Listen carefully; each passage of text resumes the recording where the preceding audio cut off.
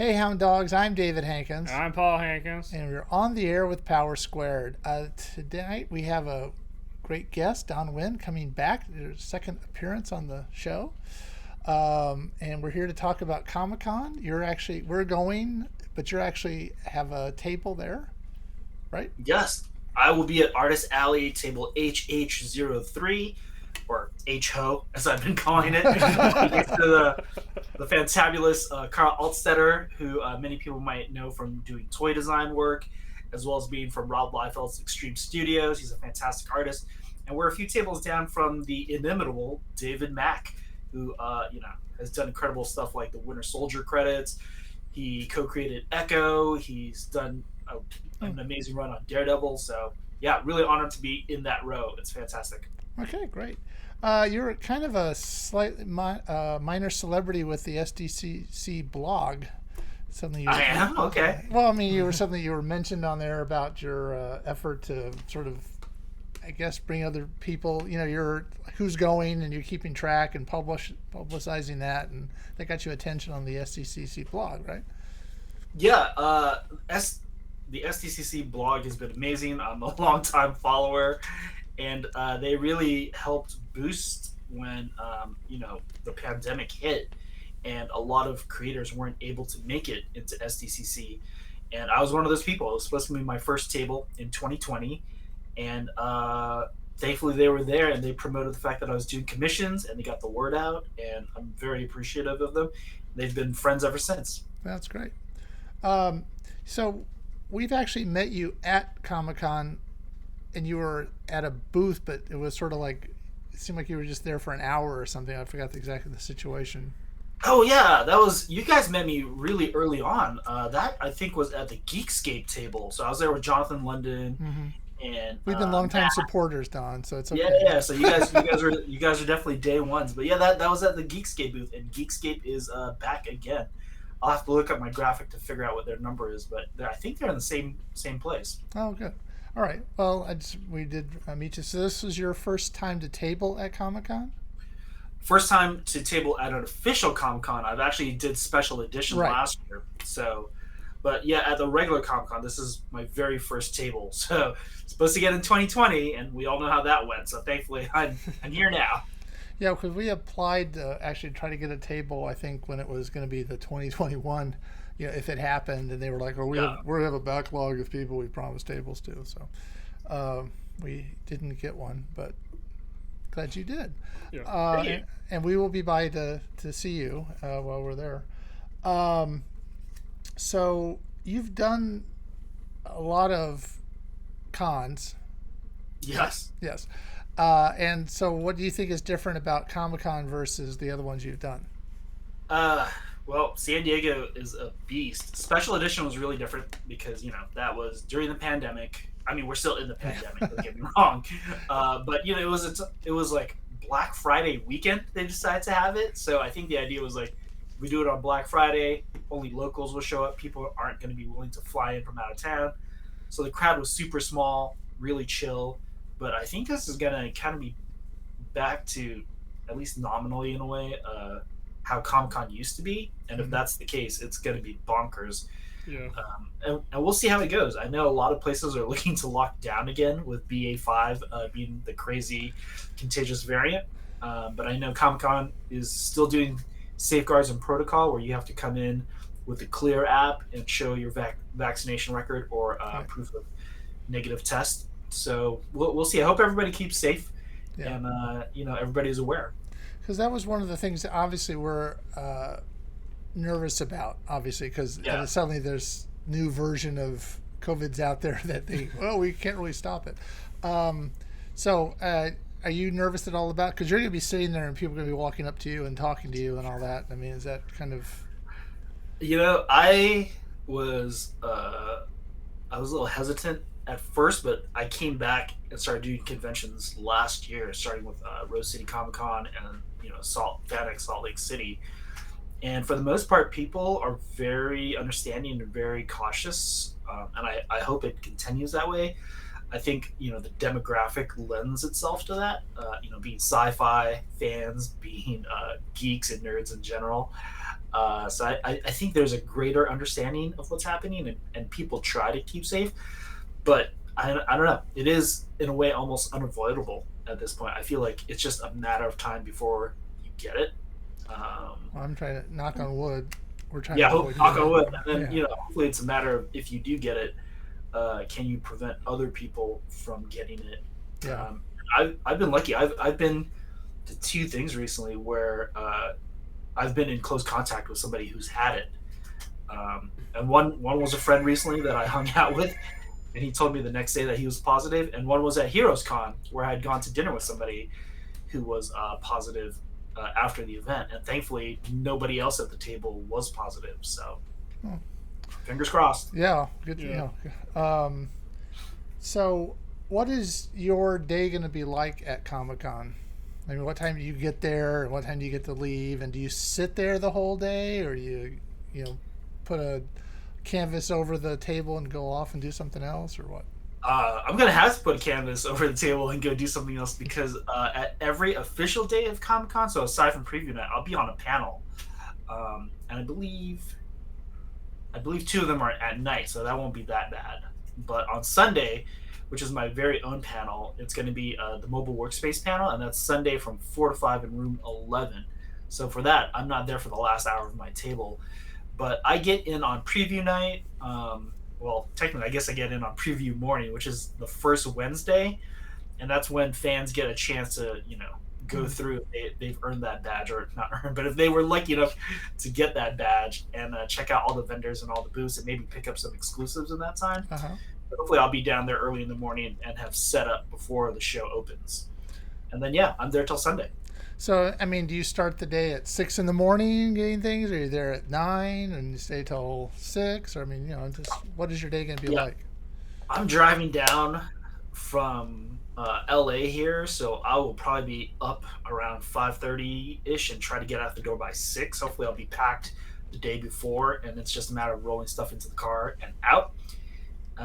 And then, it's just a 2.5 hour drive, hopefully no traffic, down to San Diego, get into that parking lot. I bought a convention parking, and hopefully roll all my stuff up, get set up, and then go to the hotel and chill until the show starts. Now, okay, so, I mean, one of the questions I wanted to ask you, I mean, do they help you get parking, or are you just on your own, and there's your, I mean, how does that work? Because I would assume people with tables have things to bring up and all that. They do exhibitor parking sales. So I don't know if you guys have ever bought parking through the convention, but they do a lottery. So it's the same system. It's kind of like a lottery for exhibitors. And then there's I believe there's 2 locations. So there's directly under the convention center, and then there's a local spot nearby. And then it's just a matter of which one you want. And so I got one of the convention, right under the convention. Convention center is awesome parking. Yeah. It is. I've never been. This is going to be my first time. So I'm kind of excited to not have to lug my stuff all the way from a hotel across the train tracks. Yeah. I'm super excited about that. No, yeah. We obviously were not, well, this year we were sans parking so far because we didn't get into the lottery. Yeah. But we've parked in the convention center before, and it's for us, we could go down there and sit in the car and eat, and be, have a place to sit down and stuff. Oh, nice. Yeah. So it's a little respite from the crush of people. Yeah, because there's really no place you have a table, but there's really no place to sit down at Comic-Con.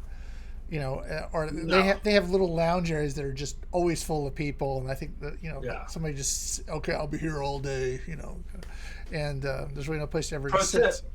Yeah. If you're a professional, there's a professionals lounge, so you can go to the pro lounge and hang out. Where's the pro lounge? So it is right outside a sales pavilion. And as long as you have a professional badge, you can just walk right in. There's water, there's coffee. Sometimes there's juice and soda. It's really nice, trust me. If you guys have pro badges, we have pro badges. We'll talk about it, but you can go into the pro lounge. Okay, that's I did not realize. Come on the table. I'll tell you guys where to go. Okay, now we have to find you. So, And you're staying, I assume, nearby. Yeah, I am at a local hotel. I lucked out with the lottery because everything's a lottery, and I got a downtown hotel. So we stay in a place we're not supposed to talk about, but that's okay. Yeah, it's a hotel, but I called today to confirm my reservation, just to make sure there's no issue. And they go, "Yeah, we have you down for 2 rooms." I go, "No, I only want 1 room. Don't charge me for 2." I still don't know. Wow. Yeah, I was like, they transfer me to somebody to so you can cancel that second reservation, and they were not really very helpful, and they couldn't figure out that you just have the one. So like, okay. Yeah. But Was if I it show through OnPeak? what? Was it through OnPeak, like the reservation system? No, it's through another. It's just directly with a hotel. We've been staying at this hotel for a while. Nice. Yeah, we have a little routine worked out. That's good. Yeah. Especially if you can like pre-book and get an even better price. That's key. It's still like high. Oh no, yeah, it's gonna be high. Yeah. We all. For anybody watching that doesn't know, things really like bump up during con time. Yeah, you figure like they kind of like double the price of the room kind of stuff. Yeah. There's a strange bump in price during this particular week of the year. So you're gonna be on. You said you're gonna be on panels every day. What panels are you gonna be on? So Thursday night, I am on a panel called Real or Fake. I have to pull up the graphics and tell you guys what time everything is at. Let's see. Real or Fake is, excuse me. It is in Grand 10 and 11 of the Marriott Marquis at 7 o'clock. And then Friday, I'm at the Creators Assemble Community Camaraderie panel, which is from 1 to 3. And I believe that is also, if I can find the graphic for that, I think that's also over in the hotel section as well. And I want to say that's in Marina D. A lot of the panels I feel like are taking place this year over at the Marriott Marquis. Yeah. So Real or Fake, what is that? Real or Fake is a game show. I've never been a part of it. I was invited on, and it sounds like a lot of fun. So basically, we're going to be divided into 2 teams of competitors, and then we're going to be pitched stories, and we have to decide whether or not they're real plot lines to actual comics or if they're fake. Okay. Okay. Oh, so existing comics. Okay. Yeah, from existing comics, and it could be from any time period, which is from my understanding. Huh. Wow, that's gonna be interesting. And is there a prize for this game show? No, I think it's just one of those fun game shows, like the Grand Geek Gathering. That's another panel I'm gonna be a part of. They do a show called Unnecessary Debates, where it's 2 groups are divided, and then they basically debate through topics. There's no prize. It's all just for glory. And then you're on a panel on. Okay, that's Saturday. Yeah, so Unnecessary Debates is Saturday night, and then Sunday is my very own panel, which is done in conjunction with the Sketchybug group that I'm a part of, as well as the Comic Art Professional Society, which I'm also a part of. So we join forces, and we do a panel called Mobile Workspace, which basically we're just trying to democratize the process of making comics for everybody, especially in this day and age where we all have mobile devices. So we're basically going to show you how to do comics from your smartphone or your tablet, as well as we have a filmmaker on board who will be talking about making a movie from an iPhone. Okay. And that's at 4 o'clock on Sunday? Yeah, 4 o'clock, 4 to 5 on Sunday in room 11. So we hope everybody can come on down, especially if they have an interest in making comics, and check it out. And hopefully we can answer some questions and get you on your way to making some stuff and, building some content. We have a fantastic group of people. Christy Shin is there. She's the president of CAPS and also the creator. I don't know if I can say the word of Demon B letter TCH. Yeah, we don't curse on this show, but you're saying the word. You're saying the word bitch, right? So yeah. Okay, we're all adults, so. Yeah. So I don't know if I can curse or not, but she is the creator of that fantastic underground comic. We have Maxie Rodriguez, who's also known as Casito Productions. She does a comic called Chubby Bunny. She's the Sketchybug Zine Queen. She has over 186,000 TikTok followers. Wow.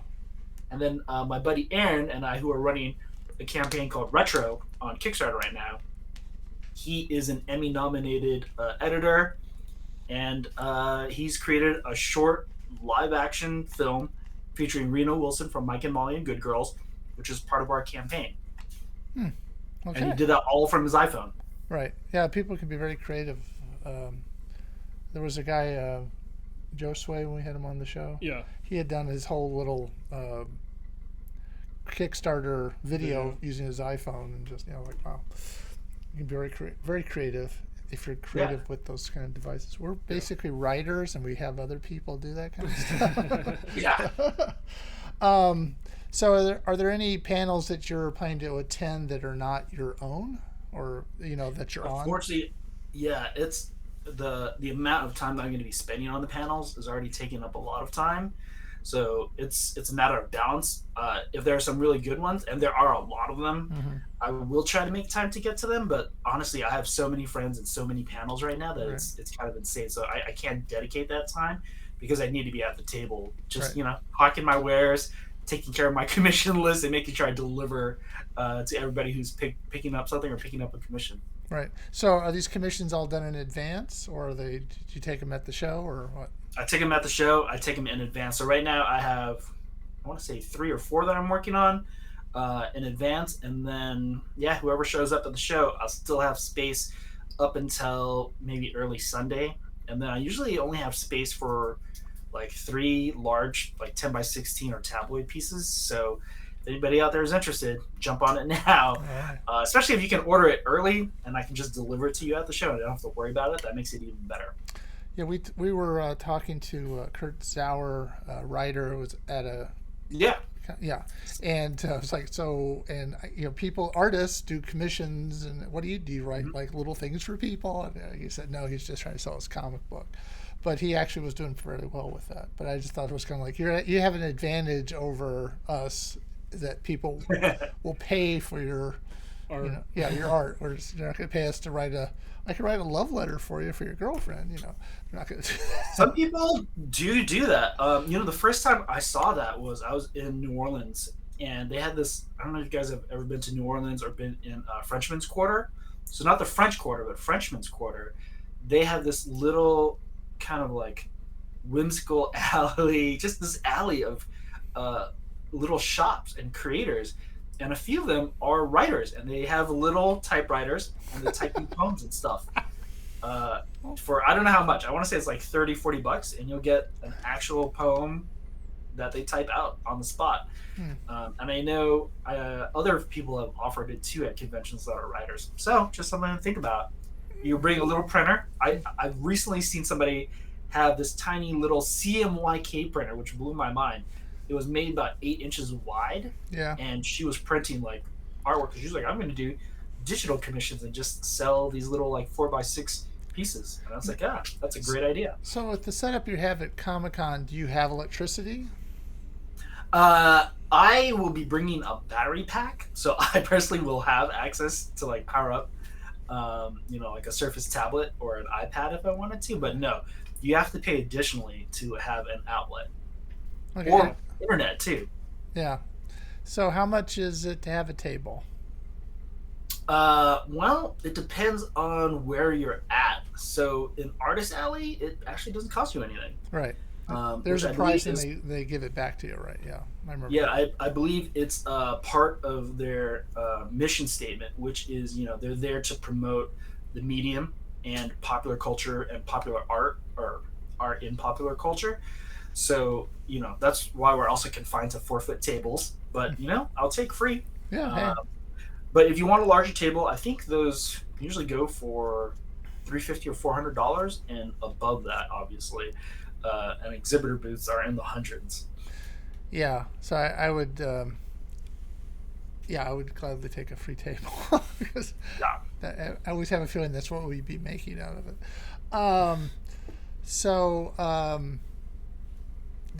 You're just going to be basically there at your table, except for these times you're going to panels. Have you been? What? I said, or getting food. Oh yeah. So, do you plan to eat at your table? I always eat at my table. I think a lot of us do. So usually you have people bring you food. If you have somebody to help out, or you just ask your neighbor if they're cool to watch your stuff while you go get food. And if your neighbor is nice and you guys are copacetic, hopefully you'll be giving them food as well, just as a kind gesture to be like, hey, thanks for checking out and keeping watch over my table. Now, do you have a helper with you, or are you just by yourself? I'm just by myself this time. Unfortunately, we've had some things happen in the family, so my wife won't be able to come, and it will just be me. But Carl is really cool to hang out with. I actually took over his table at Comic-Con Revolution, Ontario, recently because he couldn't make it.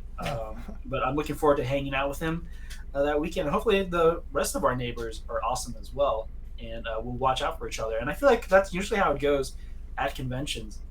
I've been really lucky just to have a slew of amazing neighbors at every show I'm at. So usually when I re-up for the next year, I'm like, yes, please give me the same neighbors because I really like them. So how did you get your panel done? I mean, how did you go through that process? What was that like? Oh, you just submit. They have a panel application, so you just fill it out.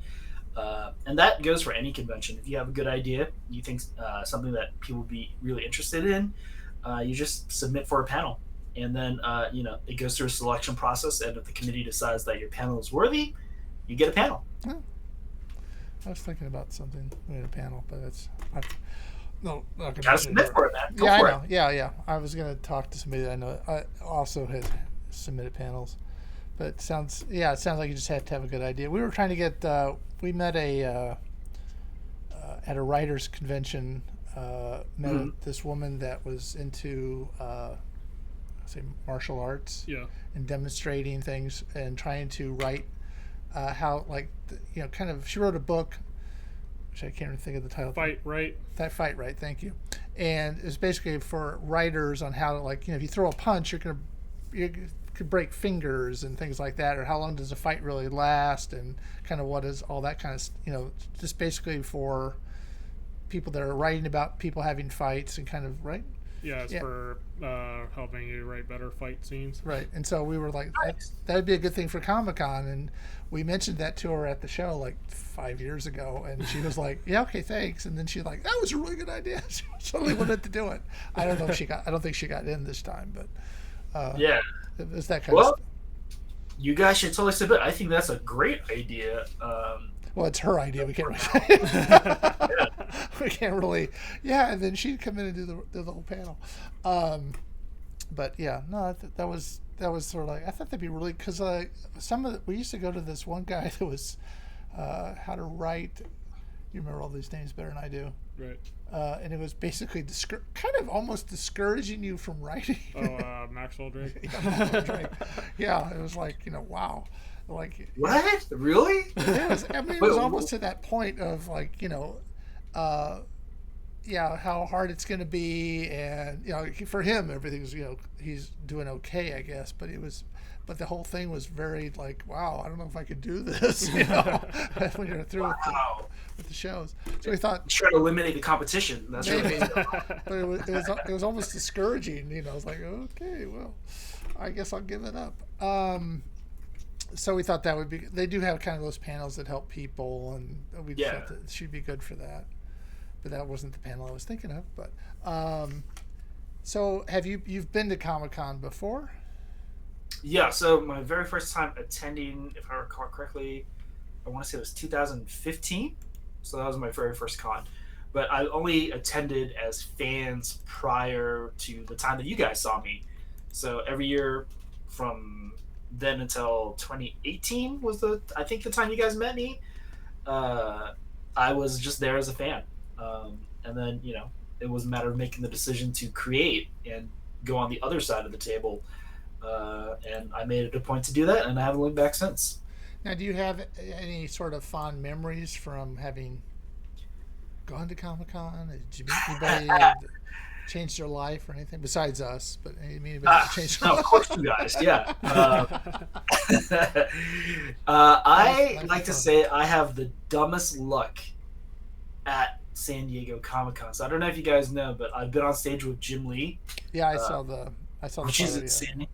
And I have amassed quite an amazing collection of original art at Comic Con. I have original pieces from Ed McGuinness. I have an original piece, obviously, from being on stage with Jim Lee. An original Jock piece, which blows my mind. An original Humberto Ramos piece. So yeah, I've had a lot of luck there, and I try to pay it back as best as I can. Hopefully, be a good member of the comic book creating community and of the comic community.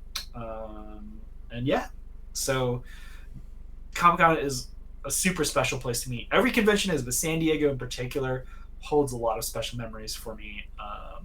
Just sometimes things seem like they might be down, and then all of a sudden you're like high as a kite. Yeah, it was. Yeah. We've met some like in the same day. Met Kurt Hammett from Metallica and Weird Al Yankovic. Yeah. Really? That's Yeah. crazy. Yeah. And I think also the Aquabats. Yeah, with the Aquabats and Nice. Joel Hodgins from Hodgson from yeah MST. yeah he was there. Went around. He was really cool. That before he was going to be at a table and he had to stand in the line, and he went around and went into the line, shook everyone's hand, and said hi, thanks for coming, blah blah blah, before you went over to meet him again. I thought that was That's super nice. cool. Yeah, super cool. That is really super cool. Yeah. Yeah, they often say never meet your heroes, but I feel like I've really lucked out at conventions and being in comics. I've met a lot of my heroes. And I've said this before, I've met a lot of my heroes, and they've all been really kind, especially if they have the time. Because, you always want to ask to make sure the person has the time to talk. And if they have a spare moment, they've always spared a moment to give, some direction, some feedback, or some tips. And I feel like that is part of what making comics is. Like you somehow have to look to people who do it better than you, and hopefully people that you admire, and ask them questions. And they may or may not have the answer, but if they can spare a moment, it's really amazing. And I always tell the story about Brian Stelfreeze. He gave me my first portfolio review at Big Wow Comic Con, which used to be up in the San Jose area. So Frank Cho helped to run that convention, and Brian Stelfreeze is like an artist. I mean, the man is amazing. He's super popular now after his run on Black Panther, and he did Shadow of the Bat back in the day as a painted comic, which was insane. But yeah, I asked him to look if he had some time and if he could look at my work, and he put in like a good 20-30 minutes like talking to me about making comics and making art and giving me tips. And that was really transformative for me. And I've said thanks to him before, and I like to wave hi to him. I just said hi to him at Heroes Comic Con. But sometimes I don't think these creators realize like that small amount of time that you spend with them, like how incredible that is for the person that they're offering their time to. Right. And sometimes they do know, like Dustin Nguyen, obviously he did the variant cover for my comic, and I can't thank him enough, and he will not accept anything. I'm like, do you want me to give you it? And he's like, no, man, I just want a copy of the comic. That's it. And I was like, okay. That's nice. That's a nice thing to remember when someone asks you to do a cover for them, Don. You got to meet somebody that was a hero of yours. Yeah. Last week we were talking about Kazuki Takahashi, who recently passed. Yeah. And from Yu-Gi-Oh, right? Yeah, the creator of Yu-Gi-Oh. And talked about how he went through the effort to go through the lottery to meet him, and it was really cool because not only did we get like a unique artwork made specifically for the show, but it was also like Yu-Gi-Oh was basically one of the first anime and manga series I had gotten into, so that introduced me to the wider world of anime and manga. And his work had an impact on us, and then also like the Yu-Gi-Oh card game was something that helped us socialize with people, even when things were like difficult. So that was a big deal for them to meet him. Yeah. Have you ever met someone that was kind of like that for you?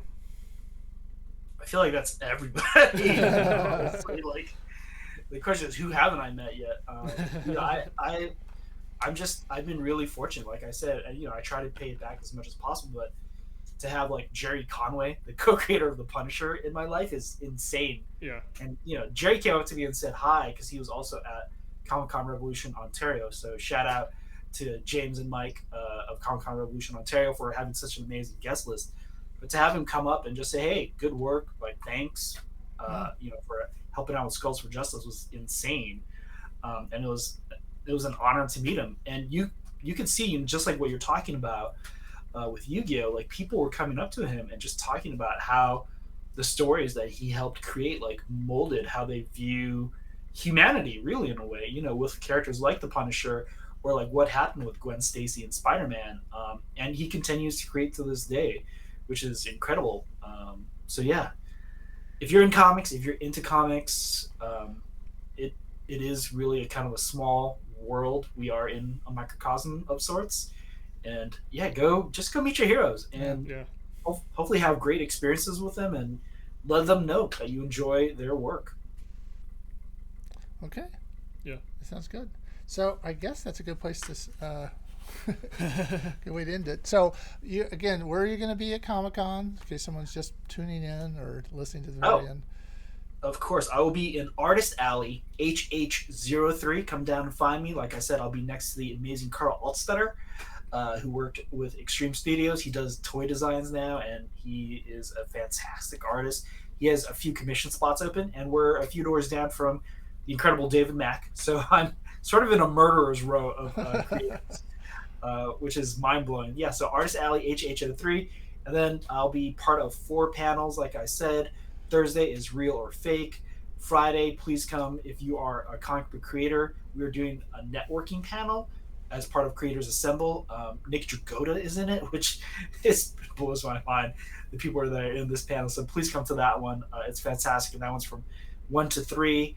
And then Saturday night, I'll be part of Unnecessary Debates with the Grand Geek Gathering.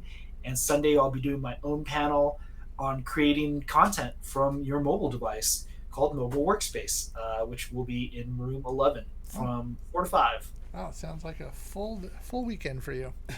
Yeah, it's gonna be busy. Hopefully I manage well and have fun. I mean, I feel like that's the point of conventions. Yeah, we're gonna be walking around with masks on, and yes, I'm just gonna wear a shirt to say Power Squared in case anybody cares. But yeah. Do you guys have masks, the customized masks to say that too? We do have for the school. I had masks made, but we're probably just gonna wear N95s. But okay, those were ones they weren't. You know, that was before that was the N95s were the thing. Yeah. But we had one. So all the creators in our team, I'll say, have one that I actually have 2 because I got 2 different colors. But yeah, it says. The school on the side. The school, yeah. Yeah. There you go. Yeah. All right. You can always double up. I've tried that. It does get hot, though. It gets really stifling hot. Double masking that way. Yeah. All right. Well, thanks for being on the show. Thanks for having me. And if you're watching this on YouTube later and you want to see more stuff and you like this, leave a like. And if you want to see more stuff like this, consider subscribing and ringing that bell. And then next week, we're going to be at Comic-Con, but the show will continue. Yes. As Rachel and Julia are going to do it without us. So we'll see what happens. Yes. They'll probably be bad-mouthing us. All right. So until next time, I'm David Hankins. And I'm Paul Hankins. And you've been on the air with Power Squared.